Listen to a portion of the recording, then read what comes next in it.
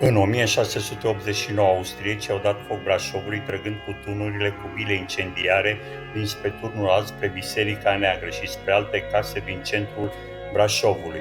Cel mai bogat oraș dintre Viena și Constantinopol, cum spunea o sursă a vremii, ardea din temelii, inclusiv Biserica Sașilor, care de atunci poartă urmele incendiului și numele de Biserică Neagră. Orga bisericii și clopotele s-au topit și ele în marele incendiu provocat de austrieci în 1689. Majoritatea documentelor de arhivă au fost arse. Biblioteca fondată de Johann Fontelius, care conținea circa 270 de cărți rare, și alte 13 biblioteci private au fost distruse. Jafurile, torturile săvârșite de armata austriacă au continuat zile în șir, mai ales asupra Brașovului vechi, murind peste 300 de oameni. În plus, soldații imperiali staționați în oraș, care, potrivit lui Fronius, au împiedicat în mod deliberat lucrările de salvare, chiar și în timpul incendiului ar fi început să jefuiască.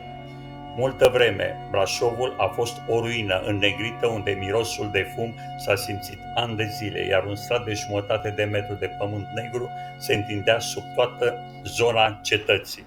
Toate astea s-au datorat faptului că Brașovul nu a acceptat birul și alte pretenții exagerate impuse de austrieci la 1688. Istoricul Nicolae Pepene, directorul Muzeului Județean de Istorie Brașov, spune că toate indiciile duc către un incendiu provocat, cel mai probabil de trupele austriece, care nu au fost bine primite de brașoveni. Se spune că o răzbunare și o corecție au fost aplicate de austrieci într-un mod criminal. Martorii citați de cronicile vechi ar fi văzut proiectile incendiare trase spre casele din centrul Brașovului, mai precis dinspre turnul alb spre Biserica Neagră. Incendiul a izbucnit la orele după amiezii în porțiunile inferioare ale străzii Castelului. Concomitent apare și la poarta Ecaterina, apoi se extinde în direcția străzii Barițiu. Istoricul local al Brașovului din secolul al XVIII-lea, George Michael von Hermann, care a auzit relatările martorilor oculari în tinerețe, a considerat că incendierea orașului este o acțiune de răzbunare a armatei imperiale, care a oferit și o oportunitate pentru jefuirea în timpul incendiului. Cea mai detaliată descriere a acestor evenimente vine de la preotul Marcus Fronius, care și-a pierdut întreaga proprietate, biblioteca și manuscrisele în urma incendiului. Cronica secretarului orașului, scrisă în 1694, comandată de Senatul Brașovului și plasată în turnul bisericii restaurat, a avut un impact semnificativ asupra posterității. Evoluția faptelor. În anul 1687, după victoriile obținute în lupta cu otomanii, trupele conduse de Carol de Lorena, cumnat al împăratului Leopold I, au dorit să ierneze în Transilvania, lucru pe care principele Mihai I Apafia a încercat să evite. Curtea imperială de la Viena l-a trimis pe generalul Antonio Carafa în Transilvania ca înalt comisar militar cu mandatul de a lua măsurile pe care le consideră în interesul împăratului. Carafa a exercitat presiune asupra demnitarilor, astfel că Transilvania se întoarce sub corona Ungariei, renunțând la suzeranitatea otomană, plasându-se sub protecția împăratului Leopold și a succesorilor săi. Cronicarul secui Mihail Șerei deplângea soarta țării sale, încăpute pe mâinile regimului de la Viena, afirmând că sărmana Transilvanie schimbase jugul de lemn turcesc cu jugul de fier al Habsburgilor. Brașovul se opune să plătească austriecile taxele enorme plus cedarea unor cetăți, deși trupele austriece erau în jurul cetății. La 9 mai 1688, după ce generalul Carafa a preluat comanda armatei în Transilvania, el obligă principele și dieta Transilvaniei să iscălească un nou tratat în care recunoșteau suveranitatea împăratului Leopold și se obligau să predea mai multe orașe, printre care se numără și Brașovul. La această dietă din Sibiu, a fost prezent și Judele Brașovului, care la 10 mai se întoarce în oraș aducând 3 scrisori de la Principe una, a doua de la consilierii acestuia, a treia plină de amenințări și înjurături de la însuși Carafa, cu ordinul de a preda imediat orașul. A doua zi, Judele convoacă senatul pentru a comunica conținutul scrisorii. Senatorii aprobă imediat predarea orașului. Unii dintre cetățeni protestează. Zvonul predării orașului se răspândește în rândul populației. Mulțimea înfuriată se înarmează și se grăbesc spre cetățuie și spre turnurile orașului pentru a le apăra. Breasla Cismarilor, care avea în grijă poarta de pe strada Porții, o predă răsculaților. Tot așa fu predată poarta românească, ce dădea spre Schiei. La 14 mai, comandatul cetățuii fu silit să predea și el cetățuii, astfel că întreaga apărare a orașului se afla în mâinile răsculaților. Aceștia n-au mai recunoscut vechea conducere a orașului, au ales una nouă, punând drept comandant pe aurarul Caspar Craiș.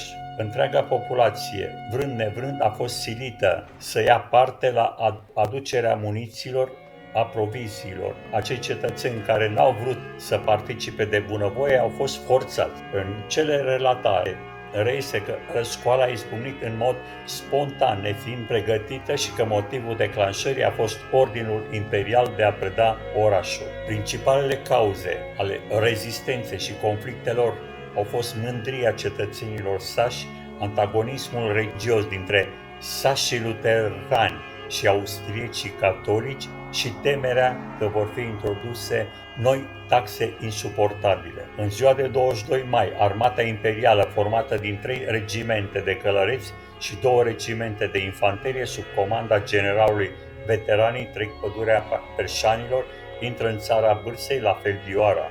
Îi se alătură un contingent de secui sub comanda generalului Mihai Telechi, care se așează între Gimbav și Cristian.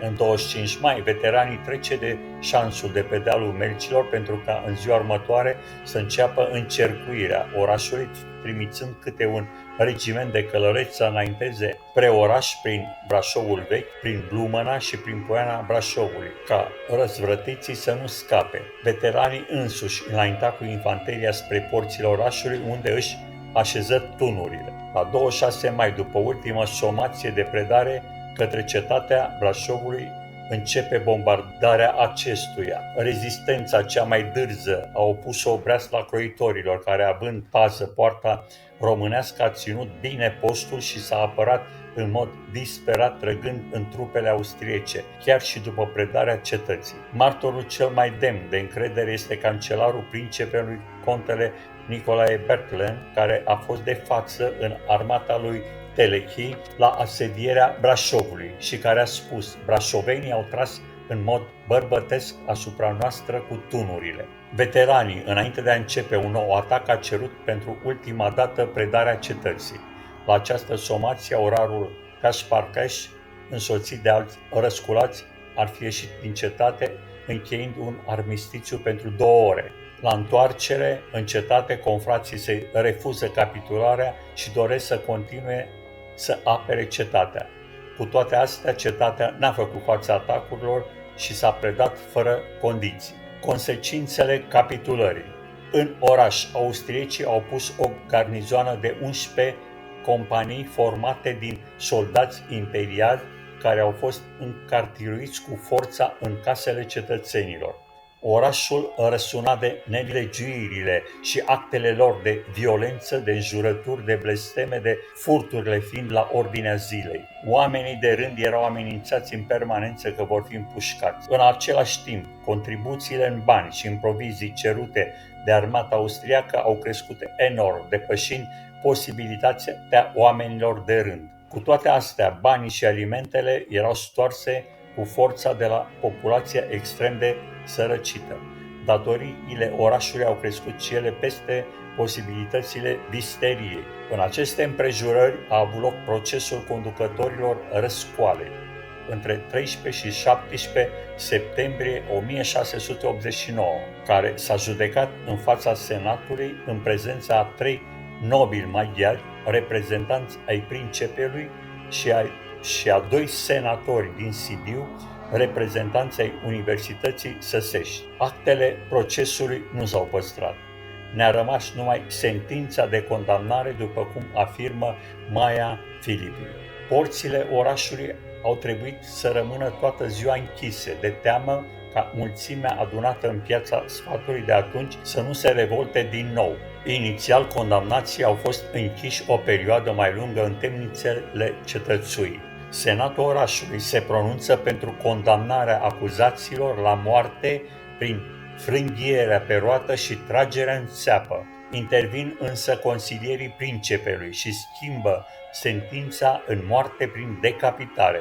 Populația asistă îngrozită în piața Brașovului la executarea celor 5 coordonatori ai revoltei. Steiner, în a cărui locuință aveau loc întrunirile, Aurarul Kreis, Birst, Geitzer și Lang, care a avut loc în 19 septembrie.